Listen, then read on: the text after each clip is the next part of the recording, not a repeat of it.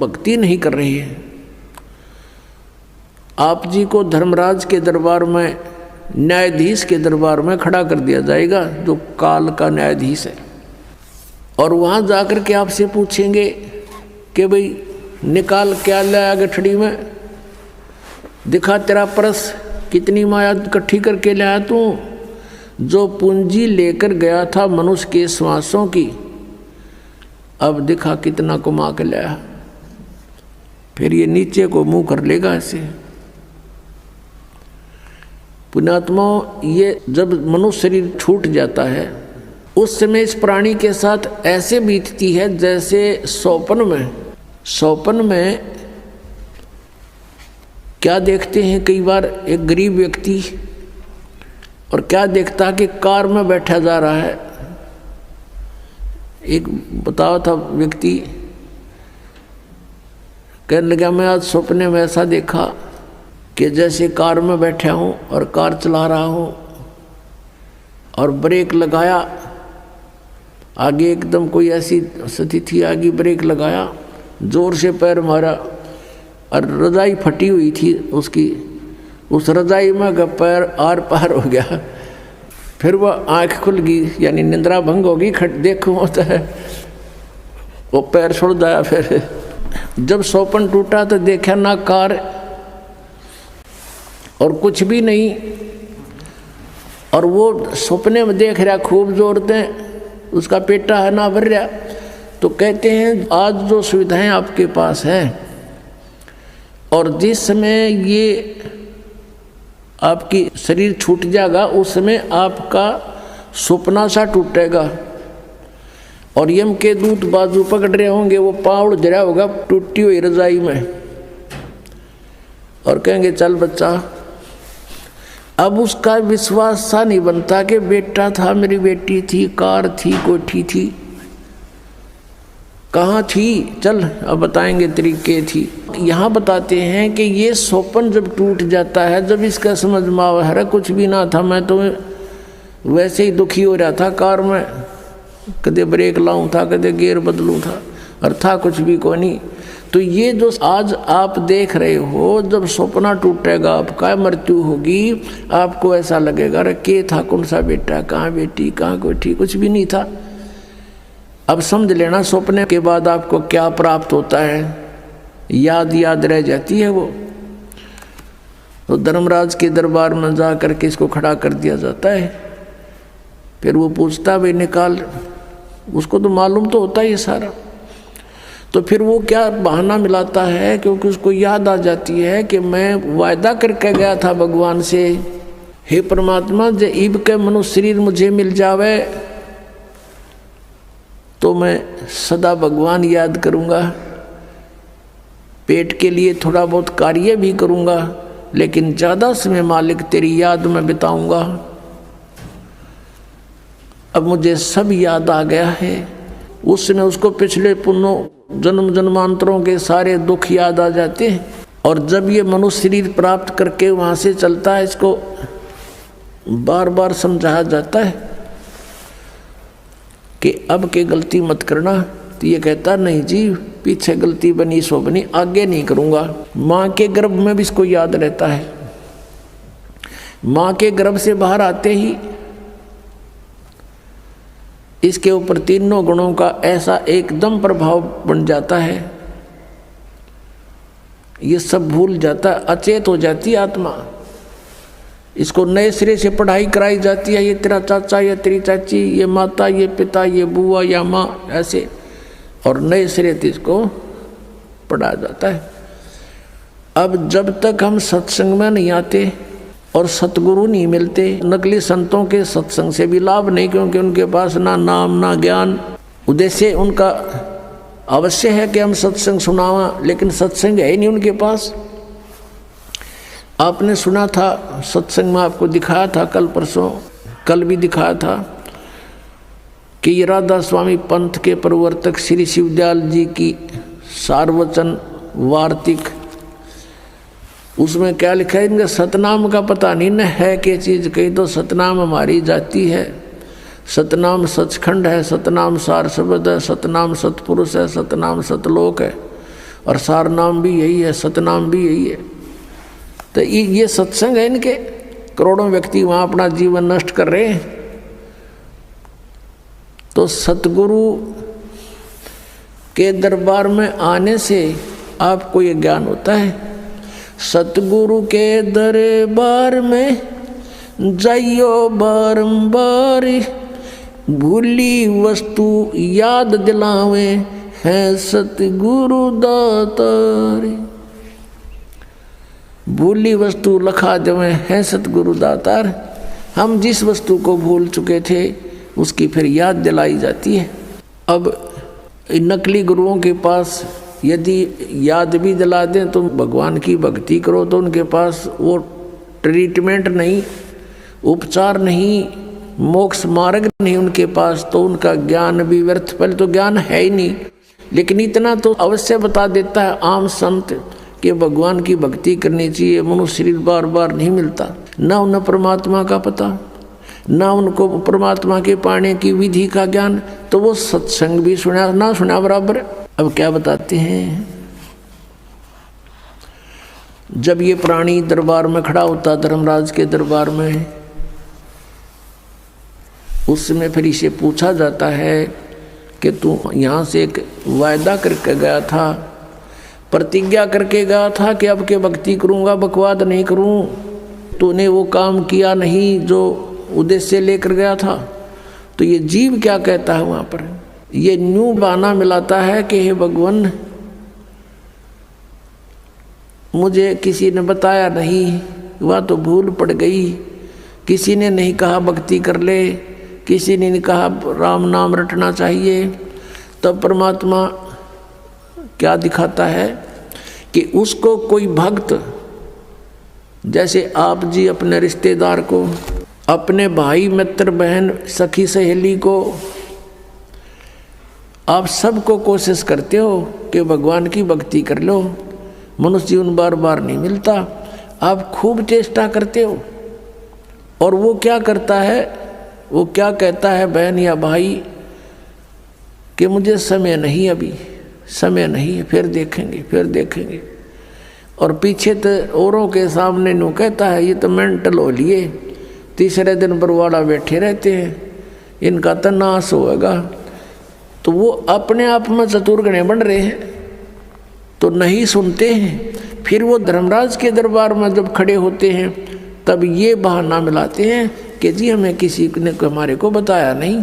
तो उस समय परमात्मा अपने उलाने में नहीं रहते, वो सबके पास संदेश भिजवाते हैं, चाहे कोई जंगल में रह रहा है किसी ना किसी माध्यम से। तो उस समय परमात्मा क्या करते हैं, वो उसकी वीडियो फिल्म मूवी शुरू कर देते हैं। क्योंकि प्रत्येक प्राणी के अंतःकरण में, कोड वर्डों में पूरे जीवन की घटनाएं अंकित होती रहती हैं। उसको चित्रगुप्त बोलते हैं, चित्रगुप्त यानी साइलेंट फिल्म बनती रहती है गुप्त रूप में।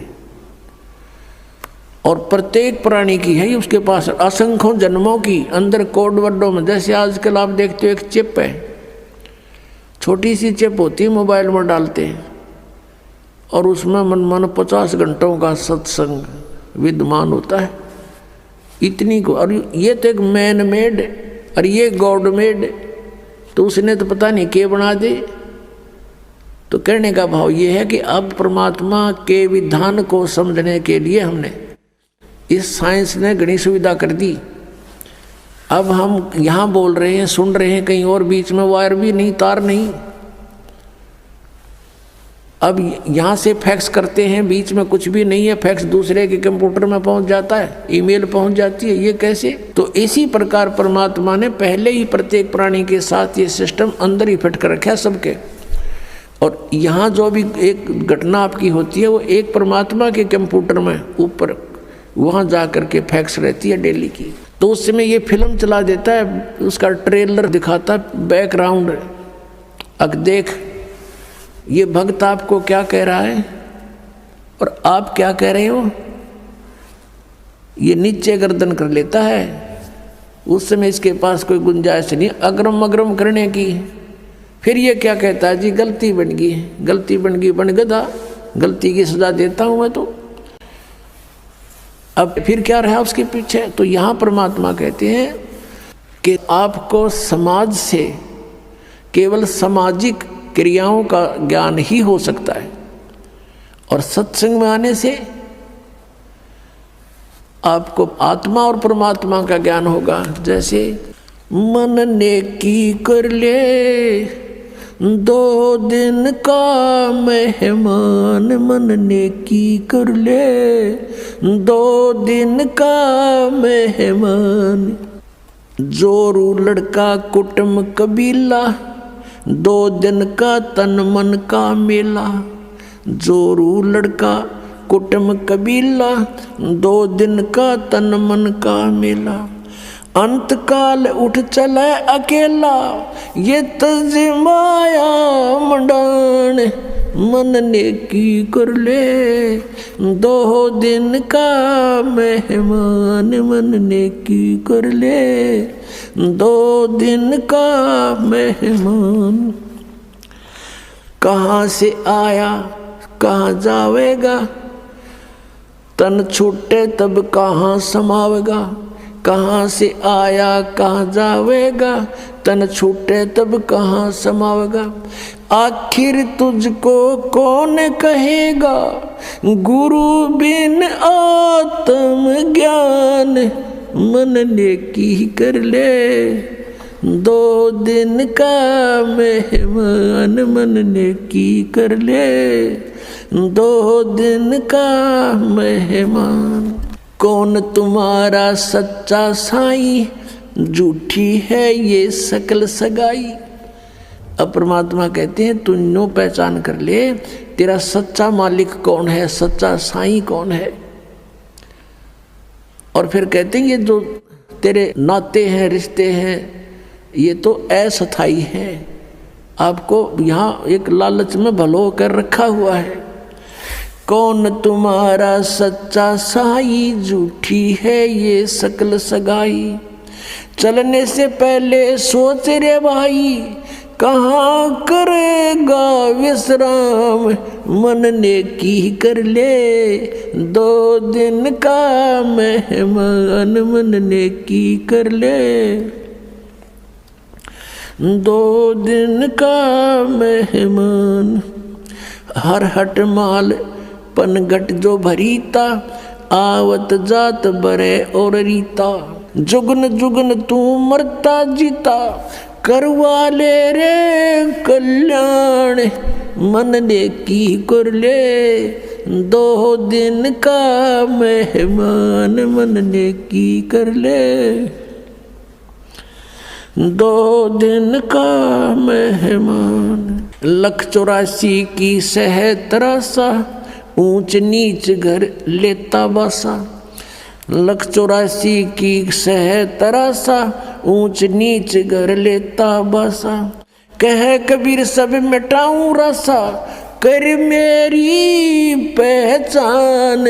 मन नेकी कर ले 2 दिन का मेहमान, मन नेकी कर ले 2 दिन का मेहमान। 184 की सह तरासा, ऊंच नीच घर लेता बासा। 184 की सह तरासा, ऊंच नीच घर लेता बासा। कह कबीर सब मिटाऊं रासा, कर मेरी पहचान। मन नेकी कर ले 2 दिन का मेहमान, मन नेकी कर ले 2 दिन का मेहमान। अपना आत्माओं, हम बहुत ही अनजान हो चुके हैं, भगवान से दूर हो लिए, और हम इस काल के इन नकली चोचलों में घने रंगे जा चुके हैं। हम अपने परमात्मा को पहचान नहीं पा रहे। अब परमात्मा आए, आप देखोगे इतना मोटा कबीर सागर है, कबीर साहब की वाणी। कबीर साखी न्यारी रहेगी, कबीर बीजक लगता है, और कबीर साहब की शब्दावली न्यारी। तो उस परमात्मा का उद्देश्य क्या था इतना थूक बिलोने का? क्योंकि वो हमारा पिता है, और वो चाहता है कि अपने बच्चों को मैं ऐसा ज्ञान दे दूं ये मुझे पहचान लें, और परमात्मा को ना पहचान कर हम इस काल के जाल में असंख्य युगों से फंसे हुए हैं। अब इसमें क्या बताया है कि मन नेकी कर ले तो 2 दिन का मेहमान। इस संसारिक सुख को, संपत्ति को जोड़ने में अपना जीवन नष्ट ना करे, और जो तुझे मिलना है वो निर्धारित कर रखा पहले ही, इससे कम नहीं रहेगा, ज़्यादा नहीं मिलेगा तुझे। हम भगवान के विधान को भूल के और दुखी हो रहे हैं। हम किसी का कोई मान ले 2 पैसे कमा रहा है तो ईर्ष्या बनती है कि ये क्यों कमा रहा है, फिर होड़ बनती है मैं भी कमाऊं, और आप कमाने लगे उसमें घाटा पड़ गया तो फिर दूसरा तरीका अपनाओगा, कोई चोरी ठगी मिलावट का रिश्वत का, फिर उसका कितना भयंकर दुख उठाएगा। तो कहने का भाव ये है कि इस तरह की जो पीड़ाएं हमें हो रही हैं बिना ज्ञान के हो रही हैं। अब भगवान आकर के हमें क्या बताता है कि तेरी पत्नी और पुत्र, जोरू लड़का और ये कुटुंब कबीला, ये 2 दिन का तेरे तन मन का मेला, और अंत समय उठ चले अकेला। ये तज माया मंडान जो तूने बैंक बैलेंस बना दिए, माया के ढेर लगा रखे हैं, 1 सेकंड में छोड़ कर चला जाएगा। इसने पता नहीं किस पर दुरुपयोग करेंगे तेरे पुत्र, और दंड तने भोगना पड़ेगा जो इसे पाप से पैसा जोड़ा। और फिर क्या बताते हैं, कहाँ से आया कहाँ जावेगा, तन छूटे तब कहाँ समाओगा। अरे हम घर से चलते हैं, जिस दिन किसी कारण से हम दूर देश जाना होता है दूसरे शहर में, तो जाने से पहले रात को रुकने की व्यवस्था कर लेते हैं कि कहाँ पर रुकेंगे, कुछ ना कुछ सोच के चलते हैं। चाहे ये सोच कर चलें होटल में रहेंगे, या ये सोच कर चलें कि वहाँ धर्मशाला में रहेंगे, या कोई मित्र रिश्तेदार का कोई एड्रेस ले लेते हैं। और संसार छोड़कर चलते हैं हम, कोई एड्रेस लेकर नहीं चलते, ना कोई व्यवस्था पैसे जेब में लेकर चलते कि वहाँ कुछ आगे जरूरत पड़ेगी। तो शरीर छोड़कर जाने के लिए जो करेंसी हमने ले जानी होती है वो पहले से ही उसके चेंज करानी पड़ती है करेंसी को। अब ये चेंज यहाँ पर वाला आश्रम में होती है और कहीं नहीं हो सकती, क्योंकि उनकी साधनाएं शास्त्र विरुद्ध हैं। और यहाँ पर है आप धर्म पुण्य करते हो, ये आपकी करेंसी चेंज होगी, ये यहाँ तो आवेगी, और इसका जब यहाँ संसार छोड़कर जाओगे आपको आगे रखी पाओगी आपकी उस बैंक में, भगवान वाले में। तो क्या बताते, कहाँ से आया कहाँ जावेगा, कहाँ से आए थे तुम कोई पता नहीं, और शरीर छोड़ के फिर कहाँ जाएगा पता नहीं। तो ये इसको आत्मज्ञान कहते हैं। और क्या कहते हैं परमात्मा, कहाँ से आया कहाँ जावेगा, तन छूटे तब कहाँ समाओगा। आखिर तुझको कौन कहेगा, गुरु बिन आत्म ज्ञान, मन ने की कर ले 2 दिन का मेहमान। अपना आत्माओं, हम इतनी गहराई से सोचते नहीं भगवान के इस विचार को, वो क्या कहना चाहते हैं। अब कैसे बोलते थे परमात्मा, कहीं भी जाकर खड़े हो जाते थे कबीर परमेश्वर, और अपनी आवाज़ में परमात्मा अपनी अमृतवाणी को बोलना शुरू कर देते। जैसे ये शब्द आपको सुना रहा है ये दास, इसमें कितना गहराई भरी हुई है।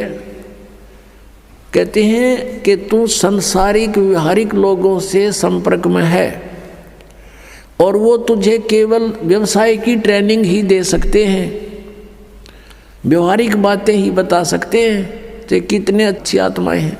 लेकिन तुझको गुरु के बिना ये आत्मज्ञान कोई नहीं बता सकता। आखिर तुझको कौन कहेगा, गुरु बिन आत्म ज्ञान, मन ने की कर ले 2 दिन का मेहमान। अपने आत्माओं, ये शब्द गान के नहीं, ये रोण के हैं। अब ये गाना नहीं है, जैसे किसी का पुत्र मर जाता है और वो माई रो रही होती है और वो गा भी रही होती है, लेकिन वो गा नहीं रही उस समय, वो रो रही होती है उस गाने के माध्यम से। तो यहाँ परमात्मा रो रहे हैं हमारे को कि तू कहाँ इस संसारिक व्यवहारिक बातों में सारा जीवन नष्ट कर रहा है, तुझे गुरु के बिना कौन बताओगा, तू कौन है, कहाँ से आया, उद्देश्य क्या था तेरा,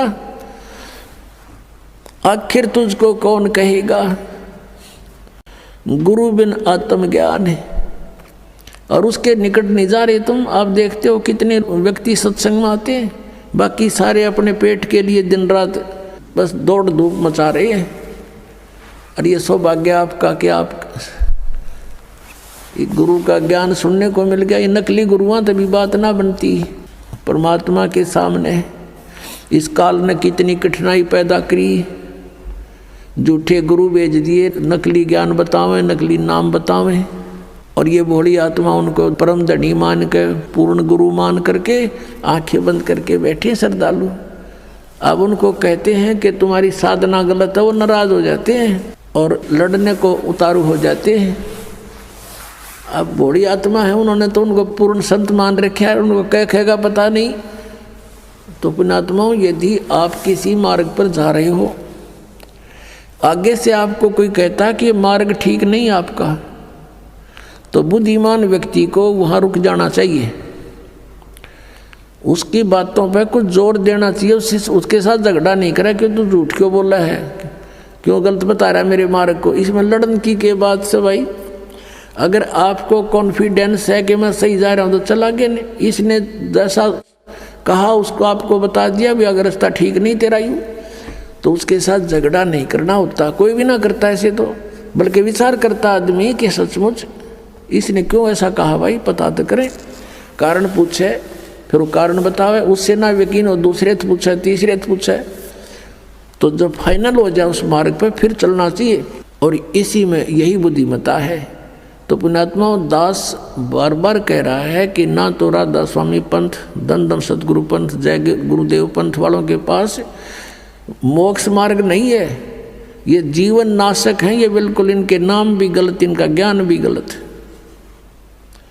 और इनके प्रवर्तक की आपको दिखा दी तो शिवदयाल जी की के दुर्गति हुई कमरा, शिवदयाल जी की मरने के बाद वो भूत बन गया और वो बलोचिस्तानी सामस्ताना खेमामल जी इंजेक्शन रिएक्शन से मृत्यु होगी।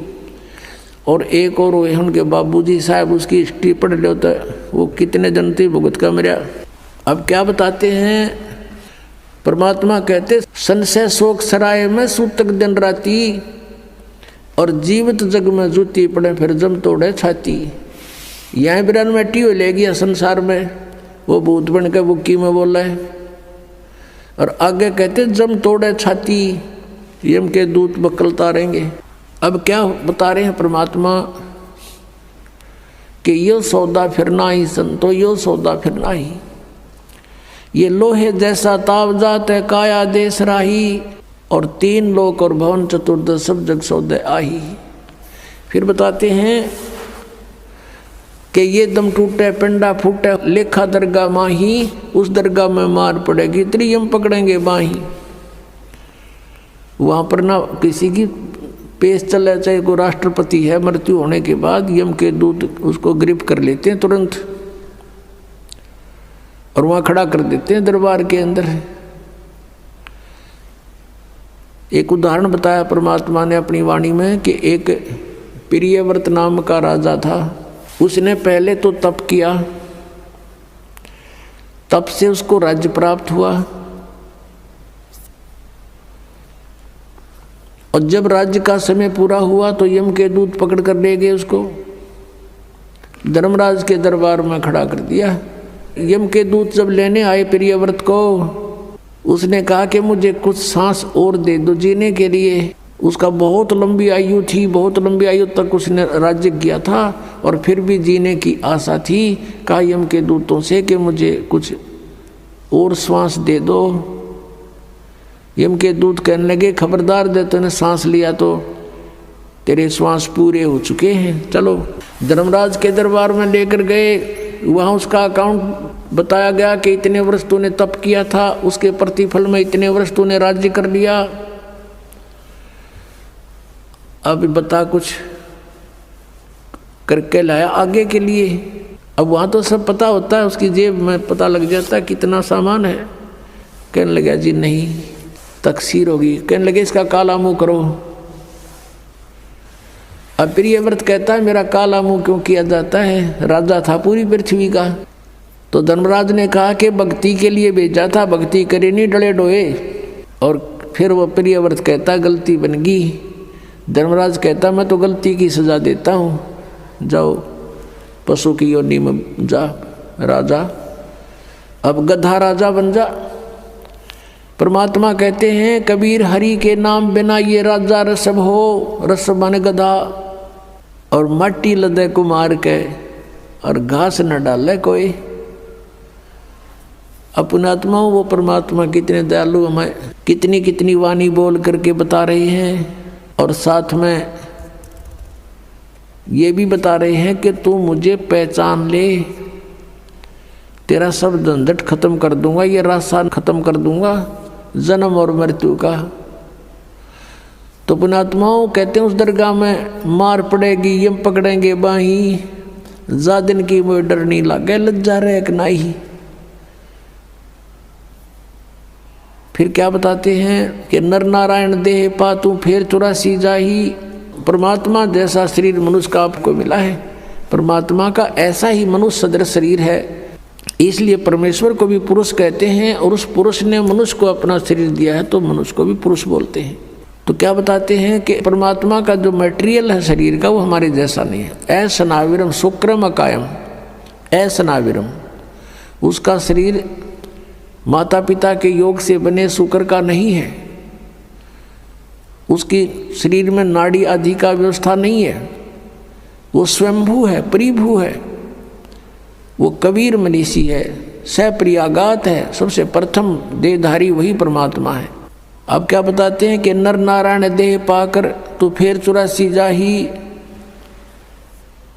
कुल परिवार तेरा सकल कबीला मसलत एक ठराई, बांध पिंजड़ी आगे धर लिया मरगट को ले जाही। मृत्यु होते ही कुल के लोग इकट्ठे हो जाएंगे और उसी समय कहेंगे उठाओ इसको, उठाओ जल्दी करो, और उसी समय उठा के कहते बांध पिंजड़ी आगे धर लिया मरगट को ले जाई, और अग्नि लगा दिया जद लंबा फूक दिया उस ठाई। अब शरीर तो फूक दिया, अब आगे फिर इन नकली गुरुओं ने एक और नया प्रोसेस शुरू करा दिया। कहते हैं पुराण उठा फिर पंडित आए, गुरुजी आगे और पीछे गरुड़ पढ़ाई। तेरा गजब भैया। परमात्मा कहते हैं जो मरने वाला मर गया, और अब उसके उपलक्ष्य में गरुड़ का पाठ करा रहे हो तुम। अब गरुड़ पुराण में बहुत ही ऐसी बातें हैं जो जीव ने पहले पढ़ लेनी चाहिए। उसमें लिखा है कि एक ने ऐसा जुल्म किया था, उसका बेटा मर गया, उसने ऐसा अपराध किया था, उसकी आंखें फूट गई। एक ने ऐसा अपराध करते थे, उसके हाथ कटते हैं। यम के दूत आते हैं जो भक्ति नहीं करते, सच्ची भक्ति नहीं करते, उनको पकड़ कर ले जाते हैं जो दान धर्म नहीं करते। और आगे क्या देखते हैं कि ऐसी गर्म जमीन के ऊपर से ले जाते हैं नंगे पैरों उसको। आगे जो शुभकर्मी प्राणी हैं वो भंडारा छक रहे होते हैं, खीर खांड हलवे उनके लड्डू जलेबी खा रहे होते हैं, और वो कर्महीन प्राणी, भक्तिहीन प्राणी, दानहीन प्राणी वहाँ से जाता है और देखता है, उनको कहता है यम के दूतों से, भगवान के दूतों से कि भाई मुझे भोजन करा दो, मुझे भूख लगी है। वो कहते हैं नहीं, तेरे शुभ कर्म नहीं हैं, चल तुझे भगवान के दरबार में पेश करके तुझे फिर कुटाई करेंगे तेरी। तो कहते हैं परमात्मा का कहने का उद्देश्य ये है कि वेद पुराण उठा फिर पंडित आगे पाछे गरुड़ पढ़ाई, कि उसको गरुड़ पुराण का पाठ पहले कराना चाहिए था, पहले सुनाना चाहिए था। वो बुराइयां बचता डरता और शुभ कर्म कर जाता और उसकी दुर्गति ना होती। वो तो गधा बन गया और पाछे उसका गरुड़ पुराण का पाठ करा रहे। अब क्या फायदा मरने के बाद मुंह में घी डालन का। अब क्या बताते हैं कि पुराण उठा फिर पंडित आए, पीछे गरुड़ पढ़ाई, और फिर बताते हैं नर से तीतु पशुआ कीजिए गद्दा बैल बुनाई। ये 56 भोग कहा मन भोरे की तो कुरडी चढ़ने जाई। परमात्मा ने हमें बताया है वह सच्चाई है कि कबीर ये माया अटपटी और सब गट आण अड़ी, वह किस किस ने समझाऊं या कुएं भांग पड़ी। हमने इस काल के नकली इस सुख की भांग पी रखी है इस कुएं में, काल के कुएं में। और सबके एक जैसी ही बुद्धि होगी। जैसे शराब पिए हुए व्यक्ति या भांग पिए हुए व्यक्ति आपने चाहे 100 मिल जावे रास्ते में, उनकी एक जैसी भाषा होती है, एक जैसी चाल होती है। लटक दे किधर पैर टेके किधर इधर जावे, बोल रहे तो और में बोलेंगे। तो किसी ने बात करके देख लो, जिन्होंने नशा कर रखा वो एक जैसी भाषा जानते हैं। तो हम सभी को इस काल ने भांग प्या रखी है झूठे सुख की, और सभी हम इसी में इतने मस्त हो रहे हैं। और यहाँ परमात्मा याद दिलाते हैं जिसकी भांग उतर जाएगी। एक व्यक्ति शराब पिए पड़ा था और ऐसी गंदे स्थान पर गिरा हुआ था, फिर उसको उठा कर लाए घर वाले। और सुबह फिर नहा धोकर वो गया ना, उसका छोटा लड़का बताता है साथ में, पापा शाम ना आप यहाँ पड़े थे। वो कहता मैं यहाँ था, यहाँ पड़ा थे तुम, बता। शराबी ने बेटा ने कहा पापा रात को आप यहाँ पड़े थे। और फिर वो कह रहे तेरा के जो ये तो बहुत बुढ़ी जगह है। अब जब पड़ा था उन्हें टिट्टी पा गिरा था, जब उसको इस बात का पता नहीं था तो इसी गंदे स्थान पर पड़ा है। तो हम आज जिस स्थान में रह रहे हैं ये ऐसी स्थिति में रख रखा हमारे को। और जब यह भांग उतरेगी आपकी, आपका ताला बेली लाग जाएगी, अंतःकरण में उचाटी पैदा हो जाएगी। अब क्या है, इस काल ने तो हमारे को बुरी तरह फंसा रखा। पुण्यात्मा सच कर मान लेना। पहले तो दुख में पीड़ रखा, अब परमात्मा के दरबार में आओगे आपको सुख होगा।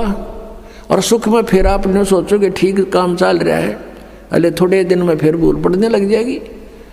तो इसके लिए परमात्मा कहते हैं सुख के माथे पत्थर पड़ो, नाम हृदय से जावे, बलिहारी उस दुख के जो पल पल नाम रटावे। अब कबीर साहब कहते हैं आपने ये धारणा बनानी चाहिए कि आग लगाई से सुख का जिससे भगवान की भूल पड़े।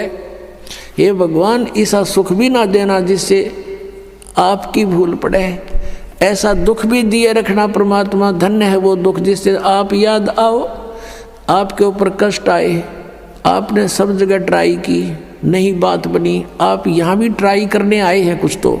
और यहाँ तो यह बात पक्की बनेगी जब मन में आपने सच्चे दिल तो भक्ति की और नाम ले लिया था। मर्यादा रखनी पड़ेगी, तो फिर आपको ये सुख तो होंगे ही होंगे, लेकिन इन ही सुखों तक सीमित मत रहना। यहाँ आने वाले को एक आगाह किया जाता है कि बरुवाला आश्रम आने से पहले आप केवल दुख निवारण कराने के लिए उद्देश्य लेकर मत आना। यहाँ उद्देश्य लेकर आओ कि हमने जन्म मृत्यु के कैर से बचना है। उसके साथ ये तो आपको फ्री ऑफ कॉस्ट रूंगे में दिए जाते हैं। रूंगे में ये जो संसारिक सुख हैं, आपके कष्ट निवारण है तो रूंगे में दिए जाते हैं। ये हमारा बिजनेस नहीं है, यहाँ हमारा उद्देश्य नहीं है। अब जैसे पहले समय में गाँव में कोई ये सब्जी बेचने आया करते और कोई फल फ्रूट भी बेचने आते थे, तो वो कैसे सौदा करा करती थी हमारी दादी। उस समय ऐसे सौदे हुआ करते थे जैसे गेहूं का बेला भर लेगी और उसकी तराजू में डाल दिया, और वो उसको कणक के कोई 2 बार कोई 1.5 बार ऐसा उसके बदले में 2 बार जैसे सब्जी तोल दी गेहूं के बदले में। वो तो ले लिया जो लेना था माई ने, वो जो सौदा करना था वो तो कर लिया। उस गेहूं के 1 बेले यानी 1 किलो के बदले में 2 किलो 2 बार तोल ली हुए सब्जी, जो उसका रेट था वो ले लिया। फिर नो क्या करती, भाई रूंगा और दे, रूंगा मीन फ्री ऑफ कॉस्ट। वो फिर 1-2 और आलू घेर देती, नो कह ना भाई और दे, वो 1-2 और घेर देता, उसको रूंगा बोला करते, रूंगा। तो यहाँ कहने का भाव ये है कि जो असली सौदा है वो तो आपका जन्म और मृत्यु का दुख बटेगा यहाँ पर।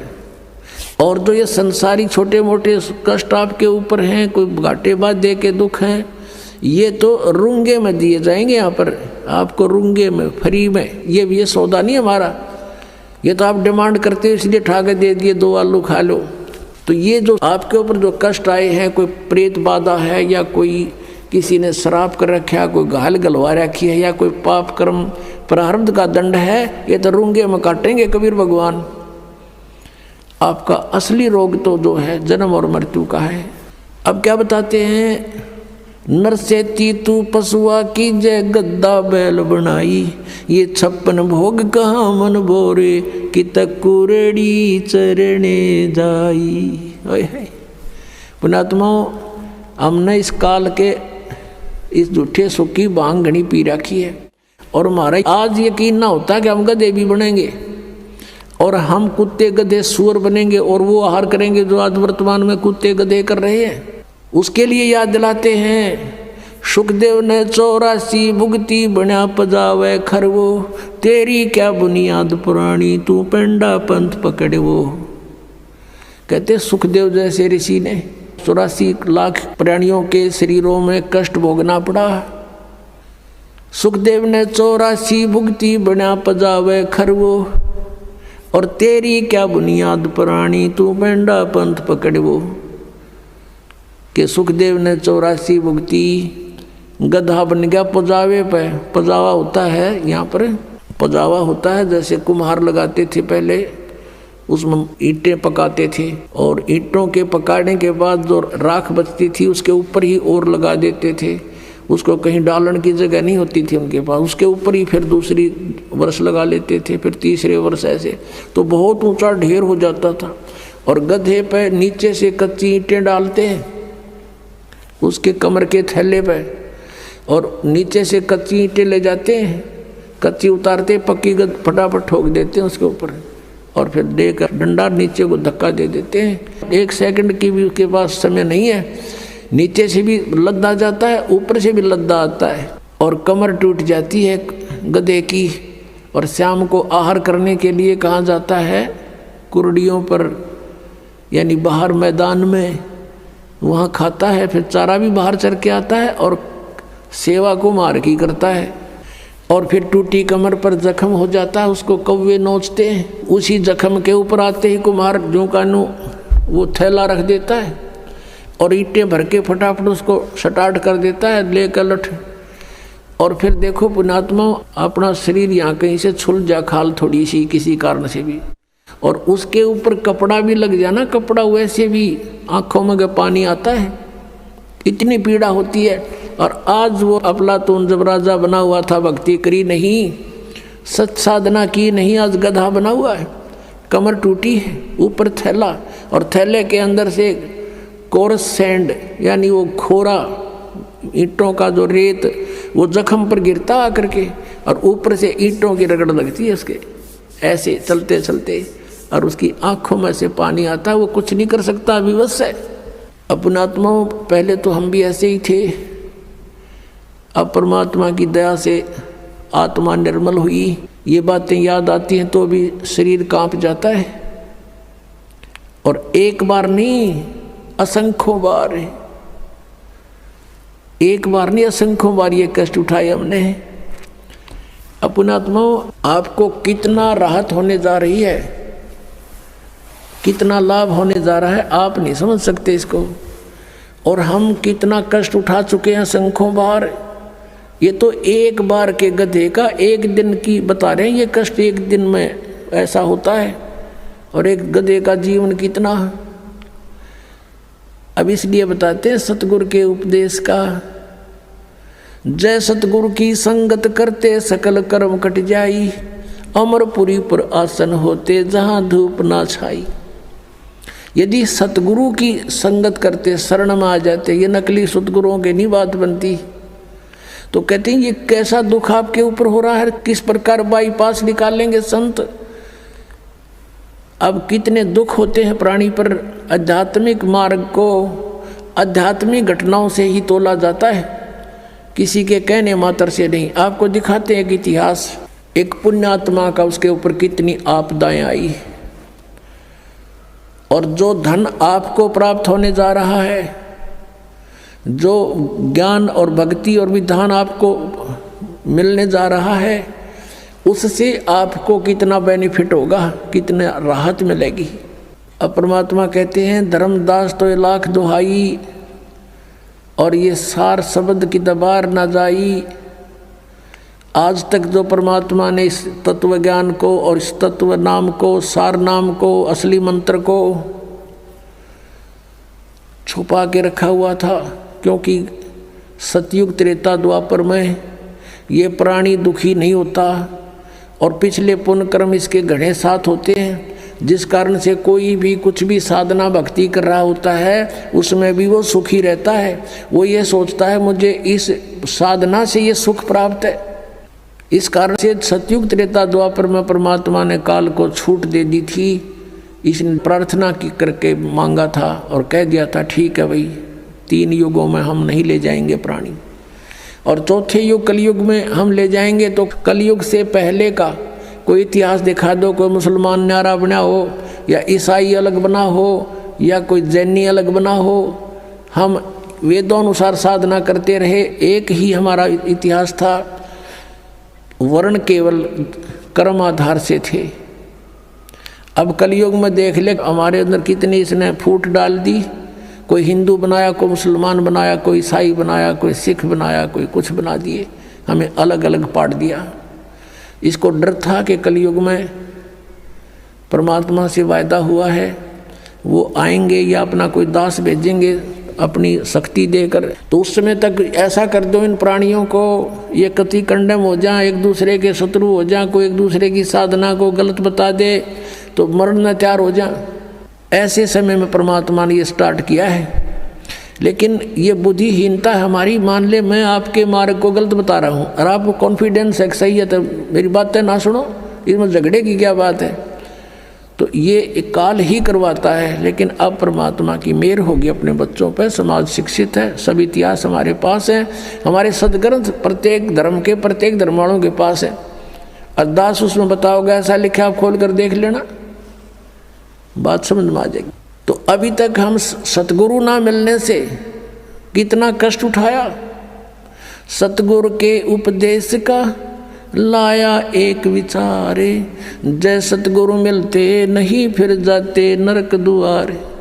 नरक द्वार में दूत सब करते खेचा ताने, उनसे कभू ना छूटता फिर फिरता चारों खानी। ओहे चार खानी में भरमता कबू न लगता पारे, सो फेरा सब मिट गया मेरे सतगुरु के उपकारे।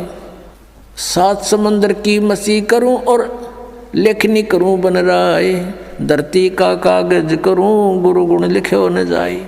अब आपको दिखाते हैं कि इतिहास के सतगुरु ना मिलने से साधना भी कर रहे हैं, उनकी भी दुर्गति होती है। आओ जैन धर्म को जाने, एक पुस्तक है देखिएगा, इसके लेखक हैं प्रवीण चंद्र जैन M.A. शास्त्री। ये देखिएगा, ये इनके मंत्र हैं ओम अरम नमः। अरम हम देते वो नाम है, ये हरियम राम, इधर राम हो गया। आओ जैन धर्म को जाने, लेखक प्रवीण चंद्र जैन M.A. शास्त्री, जम्बूद्वीप हस्तिनापुर, और प्रकाशक हैं श्रीमती सुनीता जैन, जम्बूद्वीप हस्तिनापुर मेरठ। इसके 294 पृष्ठ पर आपको पढ़ाते हैं। आओ जैन धर्म को जाने, ये तो है पुस्तक का नाम, विशेष प्रकरण, और 293 पृष्ठ पे प्रश्न है श्री महावीर भगवान के अन्य कौन कौन से नाम हैं। उत्तर है 5 अन्य नाम हैं, वीर, अतिवीर, सम्मति, महावीर और वर्धमान, एवं वर्धमान। आइए अब हम उन श्रद्धालुओं के अनुभव जानते हैं जो जगत गुरु तत्वदर्शी संत रामपाल जी महाराज जी से दीक्षा प्राप्त कर चुके हैं तथा उनके द्वारा बताए गए भक्ति मार्ग पर चल रहे हैं। नमस्कार सर। सर साहिब जी। सर क्या नाम है आपका? कन्हैया दास। कन्हैया जी, आप कहाँ के रहने वाले हैं? जी मैं लिबासपुर दिल्ली से हूँ। सर संत रामपाल जी महाराज से नाम दीक्षा आपने कब ली? 1/3/2014 में। सर संत रामपाल जी महाराज से नाम दीक्षा लेने से पहले आप क्या भक्ति साधनाएं करते थे? जी सदगुरु रामपाल जी महाराज जी के शरण में आने से पहले मैं जो घर में माता पिता पूजा साधना करते थे। बजरंगबली, देवी देवता भगवान विष्णु और शंकर जी, ब्रह्मा जी, इन सब की पूजा साधना करते थे और पितर पूजा भी करते थे जी। मैं बचपन से ही ये साधना करता था। 13-14 साल की उम्र जब से मैंने होश संभाला था, बचपन से ही मैं साधना करता था और माता को इष्ट मानते थे जी हम। तो ये साधना करते करते मेरे पापा का बिजनेस भी ठप होता रहता था, हमारे ऊपर कर्जा रहता था खूब सारा, माता पिता के ऊपर भी। वो बचपन से मैं सारी बातें उनकी सुनता था, लेकिन मैं भी उन जैसे वो भक्ति करते थे सास में माता की, या कहीं कुल देवी के पास जाते थे, हमारे मथुरा में नरी सैमरी के नाम से हैं, उनके पास जाते थे, तो उनके साथ में मैं जाता था और भक्ति साधना करता था। लेकिन मैं ये बचपन से देखता था, ना तो उनको कोई लाभ होता था और ना ही मेरे को कोई लाभ होता था। घर में जो है कलेश ही रहता था, माता पिता का ही कलेश रहता था और आपस में लड़ते थे। जैसे कि मैं 13-14 साल की उम्र से जी नशे में जो है आ गया जी, बीड़ी सिगरेट शराब भी पीने लग गया और बियर भी पीने लग गया और दोस्तों के साथ जाके जुआ भी खेलता था। फिर मेरी शादी के बाद मेरे घर में जो है कलेश होने लग गया जी। मेरी घरवाली मेरे को छोड़ के चली जाती थी, क्योंकि मैं नशे ही ज़्यादा करता था और काम धाम भी ठीक से नहीं करता था, तो घर में भी कलेश होने लग गया। माता पिता के साथ भी मैं लड़ाई झगड़ा करता था, उनसे भी कुछ उल्टा सीधा बोल देता था नशे में। तो उन्होंने मेरे माता पिता ने मेरे को अलग कर दिया जी, मैं अलग रहने लग गया। सर, आप माता जी को मुख्य इष्ट मानते थे। माता जी की साधना करते हुए आप नशे की हालत में चले गए, आपके घर में पारिवारिक कलह हो गई। इन सब परेशानियों के बीच आपको संत रामपाल जी महाराज के बारे में जानकारी कहाँ से मिली? सर जी, मुझे सदगुरुदेव संत रामपाल जी महाराज जी के बारे में जानकारी टीवी के जरिए से मिली जी। मैं थोड़ा विस्तार से बताना चाहूँगा कि मैं काफ़ी परेशान हो गया था नशा करते हुए और ये जुआ खेलते हुए, और काम भी मेरा सही नहीं चलता, आर्थिक स्थिति घर की मेरी ख़राब हो गई थी। तो मैं उस वजह से देवकी नंदन के पास भी गया, वहाँ पर भी जाकर उनकी भागवत कथा सुनी, और आसाराम जी के पास भी गया, वहाँ भी जाके देखा। फिर मैंने जैन धर्म के जो गुरु होते हैं उनके पास भी गया, लेकिन वहाँ से मुझे कोई भी लाभ प्राप्त नहीं हुआ। लेकिन मैं देवकी नंदन जी के पास जो है नाम दीक्षा लेने के लिए तैयार हो गया। वहाँ पर गया जी मैं, तो मेरे पास कुछ पैसे नहीं होते थे। मैं पैदल कम से कम 10 किलोमीटर चल के जाता था और पैदल 10 किलोमीटर चल के आता था उनके भागवत कथा सुनने के लिए। लास्ट में जब उन्होंने बोला कि नाम दीक्षा सबको मिल सकती है, तो मैं नाम दीक्षा के लिए फ़ार्म भरने गया, तो वहाँ पर मेरे से जो है 800 रुपये मांगे। तो मेरे पास 800 रुपये नहीं थे जी, तो मेरे को नाम दीक्षा उनसे नहीं मिल पाई, देवकी नंदन जी से। तो अब जो है मैं उस चीज़ को सोचता हूँ तो मेरे को ये लगता है कि बहुत ही अच्छा हुआ। फिर मैंने जो है धीरे धीरे मैं टीवी पर, ऐसा है जी, मैं नीच जो है संत रामपाल जी महाराज जी का शराब पी के सत्संग देखता था जी। जैसे आते थे 7 बजे टीवी में स्टार्ट कर देता था, साधना टीवी और ईश्वर टीवी ये सब, और आस्था टीवी, ये मैं स्टार्ट कर देता था 7 बजे शाम को। उसमें जो है मैंने एक बार देखा तो उसमें मैंने देखा कि ये क्या बता रहे हैं, जो है देवी देवताओं की ये तो बुराई कर रहे हैं। मैंने उसी टाइम पे वो सत्संग हटा दिया जी। फिर एक दिन दोबारा फिर मैंने लगा दिया जी शराब पीते पीते। लेकिन उसमें मैं माता को अपना इष्ट मानता था, तो मैंने माता के बारे में सृष्टि रचना सुना रहे थे उस दिन सदगुरुदेव जी। तो उस सृष्टि रचना से जो है मैंने उनको, और उन्होंने मेरे को प्रमाण भी दिखाया जी। उसमें उस प्रमाण को देखते ही जो मैं जो है शराब वराब तो मैंने छोड़ दी, मैं सीधा सत्संग देखने लग गया जी, ध्यान से और गौर से। मैंने देखा जी सदगुरुदेव जी ने पूरे जो है प्रमाण दिखाए कि किस तरीके से सृष्टि रचना हुई, किस तरीके से क्या हुआ। मैंने 3-4 दिन तक सत्संग जो है देखा जी, और उसके बाद जो है चौथे पाँचवें दिन जी मैं बरवाला हिसार चला गया जी, और वहाँ पर जाकर मैंने 1/3/2014 को सदगुरुदेव संत श्री रामपाल जी महाराज जी से नाम दीक्षा प्राप्त की। सर, आपने बताया कि जो भक्ति साधनाएं आप करते थे उनसे आपको कोई लाभ नहीं मिला, बल्कि परेशानियां हुई। आपके घर में पारिवारिक कलह रहने लगी, तो इन सब परेशानियों के बीच आपने टीवी पर संत रामपाल जी महाराज का सत्संग सुना, और संत रामपाल जी महाराज का सत्संग सुनने के बाद आपने उनसे नाम दीक्षा ली। तो क्या संत रामपाल जी महाराज से नाम दीक्षा लेने के बाद आपकी परेशानियां खत्म हुई? जी हाँ, मेरी ज़िंदगी जो तमाम परेशानी थी जी, वो सारी दूर हो गई जी।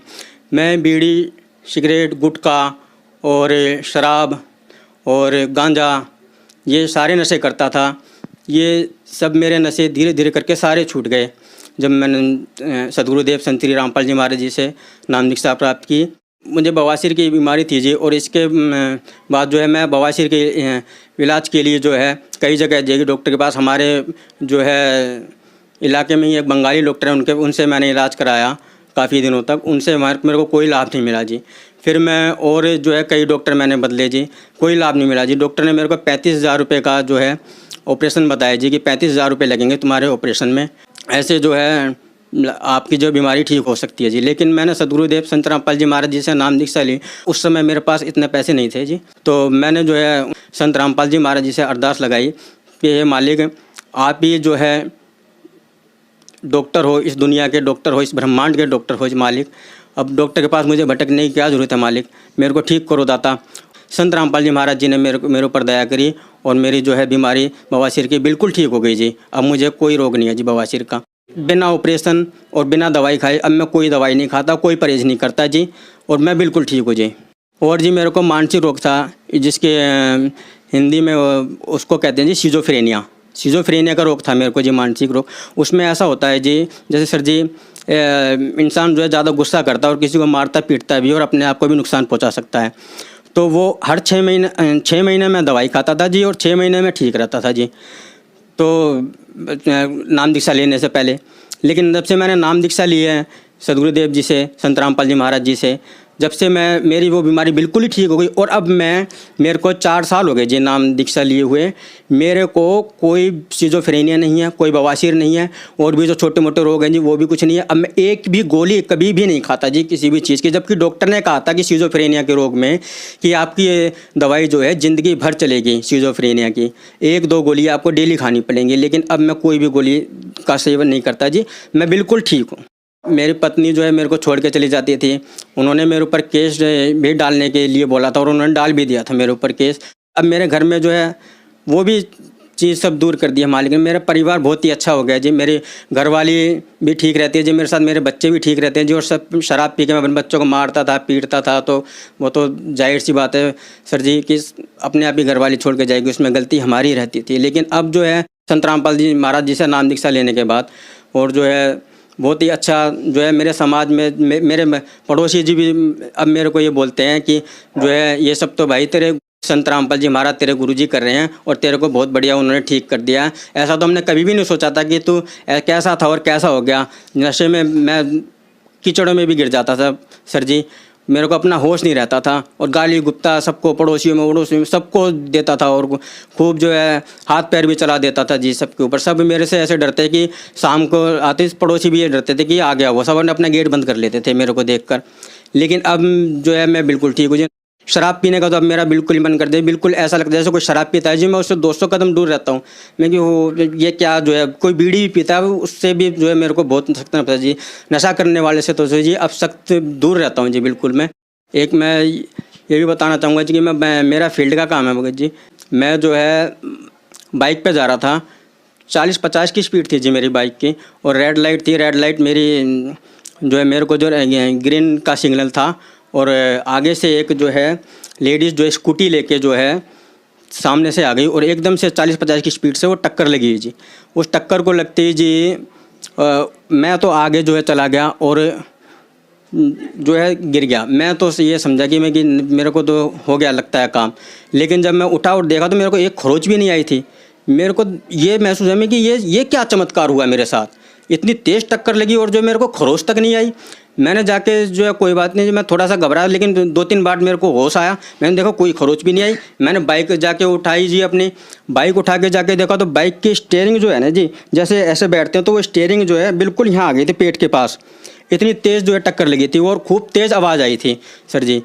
और वो लेडीज़ भी थी, ना तो उसको कोई चोट आई और ना ही मेरे को कोई चोट आई, सिर्फ बाइक को जो नुकसान हुआ वो हुआ। लेकिन वहाँ से भी बचाव किया सदगुरुदेव संत रामपाल जी महाराज जी ने। मेरी पत्नी को भी जी मानसिक रोग था सर जी, वो भी ठीक है अब। उनकी भी जो है गुरुजी से अरदास लगाई थी, गुरुजी मेरे पत्नी को भी मानसिक रोग है गुरुजी, तो वो भी ठीक हैं। मेरे घर में अब जी ना ही कोई ज़्यादा बीमार होता है और ना ही कुछ जो है कोई परेशानी है, और बहुत ही लाभ हुए। और मेरी आर्थिक स्थिति भी अब ठीक है जी। पहले मेरे घर में जो है सर जी दूध के लिए भी पैसे नहीं होते थे, जो कि मैं सुबह दूध मंगवा के और जो चाय जो है मंगवा लूँ, मैं अपने घरवाली से बोलता था जाके जो है उससे जो है उधार लेके आ, जा उससे उधार लेके आ। मैं खुद जो शर्म के वजह से नहीं जाता था जी, तो वो खुद बेचारी जो है उधार लेके आती थी।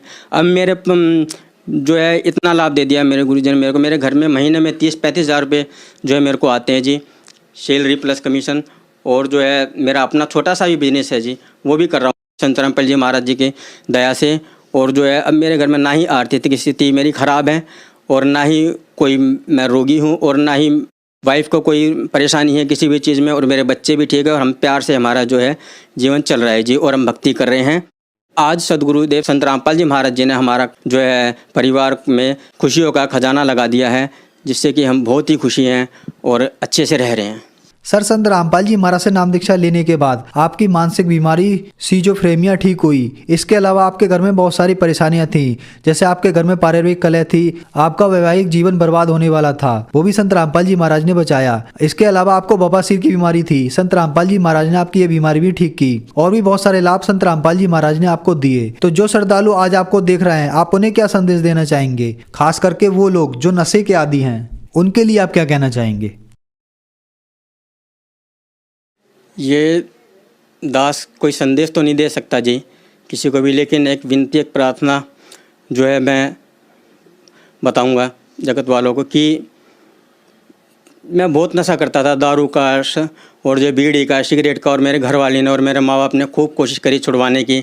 मैंने भी खूब कोशिश करी छोड़ने की, कि मैं जो है व्रत रखूं, मंगलवार का व्रत रखूं या शनिवार का व्रत रखूं, या फिर जो मैं माता को इष्ट मानता था उनसे मैंने खूब जो है काम है कि माता मेरे को शराब छुड़वा दो, मेरा जुआ छुड़वा दो, या मेरी जो है मेरे को ये ठीक कर दो। तो मेरे को वहाँ से कोई भी लाभ नहीं हो रहा, और मेरे घर वालों ने खूब कोशिश करी, मेरे को दवाई तक देते थे वो खाने में मिला के शराब कि इसकी ये जो शराब को छोड़ दें। लेकिन मैं क्या करता था कि घर में खाना नहीं खाता था, बाहर खा लेता था, और कभी कभार जो खाना भी खा लेता था उससे काफ़ी परेशानी होती थी। लेकिन मैं 2-3 दिन घर में खाना नहीं खाता था, घर पे खाना छोड़ देता था।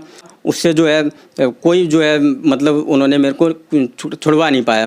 सर जी, जिस दिन से मैंने फिर संत रामपाल जी महाराज जी के शरण में गया हूँ, उस दिन से जो उन्होंने मेरे को मंत्र दीक्षा दी है, उससे मेरे को जो है लाभ हुआ और मेरा नशा छूट गया। क्योंकि उनके मंत्रों में शक्ति है और उनके वचनों में शक्ति है, और वो परमेश्वर स्वरूप सदगुरु रामपाल जी महाराज जी हैं, जो कि सिर्फ वहीं से ही आपको ये आपके नशे छूट सकते हैं और सब कुछ ठीक हो सकता है। आज सरकार करोड़ों रुपए जो है नशे में खर्च कर रही है, नशा मुक्ति केंद्र खोल रही है, लेकिन उससे किसी को भी कोई लाभ नहीं होता। 1-1 महीने 2-2 महीने वहाँ रह के आते हैं, लेकिन आके फिर स्टार्ट हो जाते हैं। लेकिन सदगुरु रामपाल जी महाराज जी के शरण में जाने से आपको ना तो कोई खर्चा करने की ज़रूरत, ना ही कुछ करने की ज़रूरत। वहाँ पर सब कुछ फ्री है। नाम दीक्षा भी आपको फ्री मिलेगी, और जो किसी भी एक तरह का 1 रुपया नहीं लिया जाता वहाँ पर। और आप जो है वहाँ से नाम दीक्षा प्राप्त करो और जो है नशा मुक्त जीवन और भक्ति का सच्चा मार्ग प्राप्त करो और अपना जो है कल्याण कराओ। सर, संत रामपाल जी महाराज से नाम दीक्षा कैसे ले सकते हैं? सदगुरुदेव संत रामपाल जी महाराज जी के जो है सत्संग कई चैनलों पर आते हैं। उनके नीचे एक पट्टी चलती है, उन पर कॉन्टैक्ट नंबर दिए हुए हैं। उन कॉन्टैक्ट नंबर पर आप कॉन्टैक्ट करके, आप किसी भी ज़िला में रहते हैं, वहाँ पर आसपास आपको नामदान केंद्र बता दिया जाएगा, वहाँ से आप नाम दीक्षा ले सकते हैं। धन्यवाद सर। सत साहिब।